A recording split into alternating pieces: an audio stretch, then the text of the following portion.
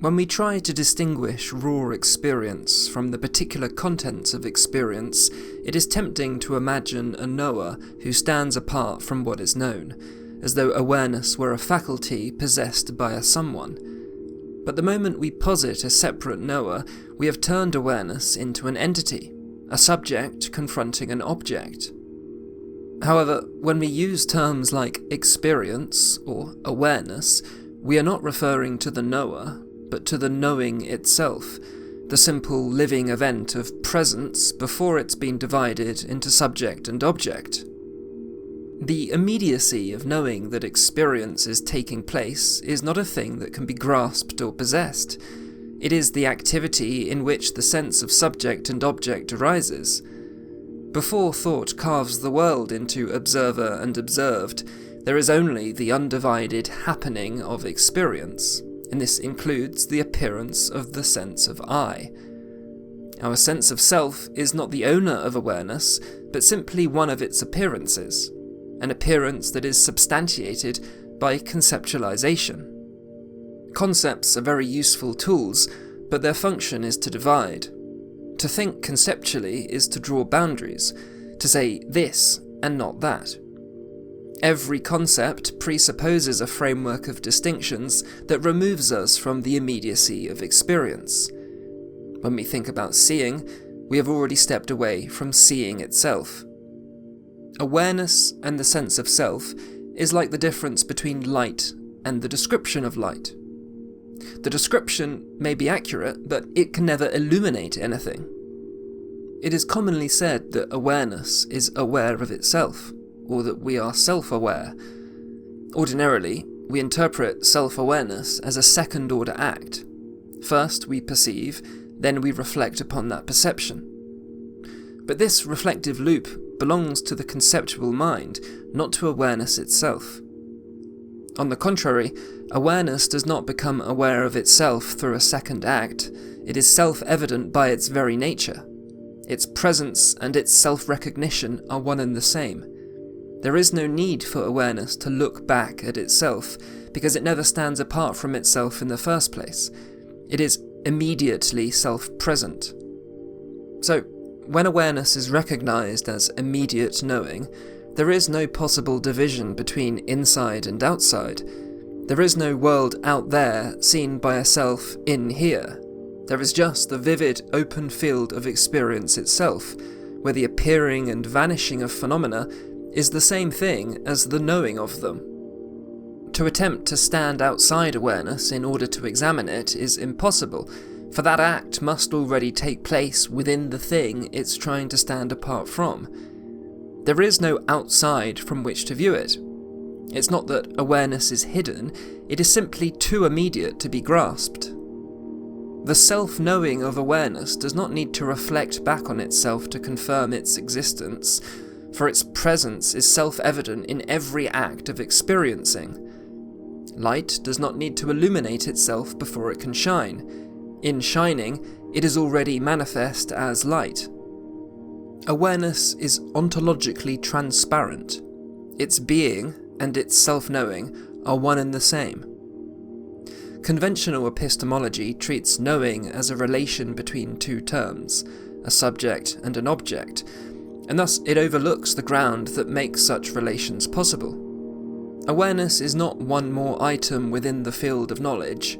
It is the open field itself, the condition in which both knower and known arise as aspects of the same activity. To recognize this is simply to release the effort to stand outside of one's own immediacy. Nothing new appears, the need to find something merely stops. When you see a colour, or hear a sound, or feel an emotion, there is no separate process by which the experience becomes known. The knowing is intrinsic to the experience itself. The process that names and identifies what we see or hear is secondary to their recognition. Conceptual thought constructs a framework of distinctions, and within this structure, experience is represented. But this representation is not the experience itself. You do not need to represent your experience conceptually in order to know it. you do not need to comprehend awareness at all. When you do try, as an ego or an intellect, to recognize awareness, you have already fallen into the reflexive loop of representation. You are already identifying with the sense of being a distinct knower confronting an object of knowledge. This sense cannot find awareness, for the very act of seeking presupposes the separation which conceals the true immediacy of all experience. The activity of the ego in striving to become self-aware is also just another appearance within awareness. As such, when awareness is understood as transparent, all appearances liberate themselves. Even the experience of striving, which conceals awareness, already reveals it. We must therefore understand the distinction between this transcendental self-awareness and psychological self-consciousness. The former is the ever-present condition of knowing. The latter is a mental act that arises and subsides. The first cannot be gained or lost, and it is the ground that allows the second to appear at all. To confuse them is to mistake the mirror for the light that makes its reflection possible. Those times when we are not psychologically self-conscious, awareness is still present. The sense that awareness can subside only occurs when we are absorbed in the contents of awareness, like thoughts or sensory impressions. But even in that absorption, the contents are representations of awareness. Even the experience of being distracted is evidence of enlightened awareness.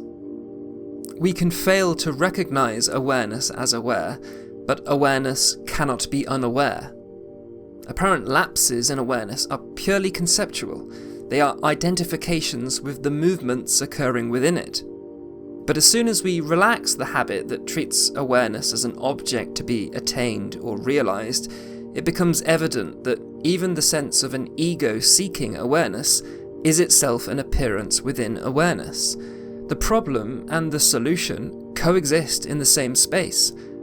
Experience is self-present, uncontrived, and free from the need to be confirmed or even pointed at. Consider, light makes things visible, but it's not a thing among them. We tend to overlook the light because we are focused on what it illuminates. Consciousness is the same. It is that which reveals while remaining unrevealed. But it does not need to be illuminated because it is the illumination itself.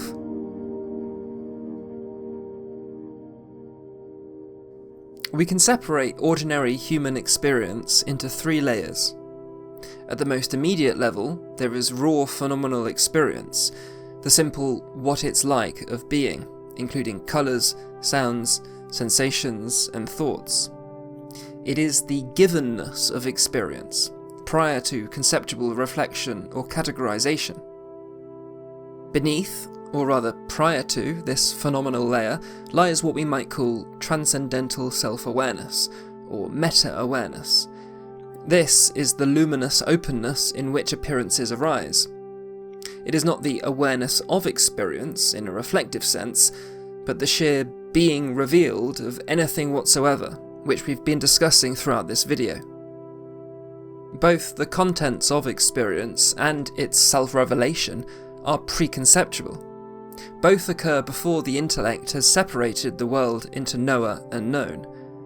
But while phenomenal contents refers to whatever it is that shows, meta-awareness refers to the simple fact that things do indeed show. As such, these are not two different things, but two different aspects of one appearance, its form or structure, and its mere apparentness. On top of this, the mind identifies things. It says, I am seeing this tree. I am thinking this thought. This is where duality arises, which is also just an appearance, but a conceptual one.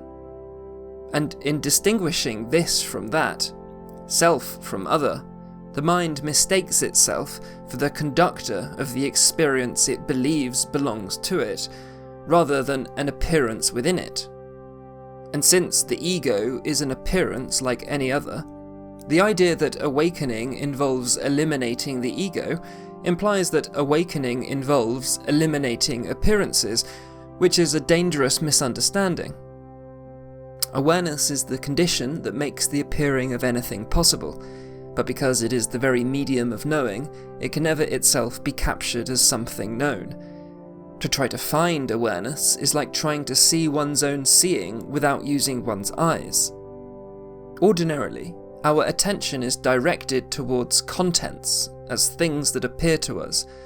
When someone says, "know awareness itself," the ego immediately interprets this as something to notice, hidden somewhere behind everything else.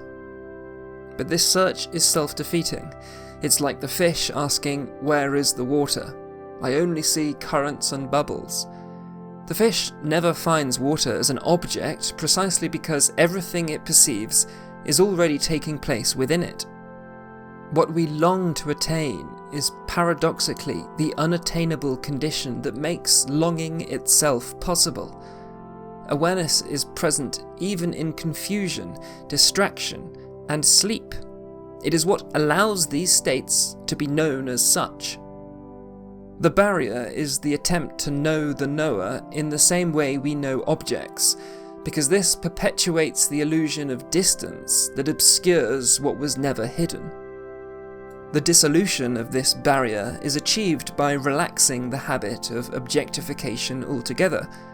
When the impulse to grasp subsides, even if for a moment, it is already clear that everything is occurring within the field of knowing.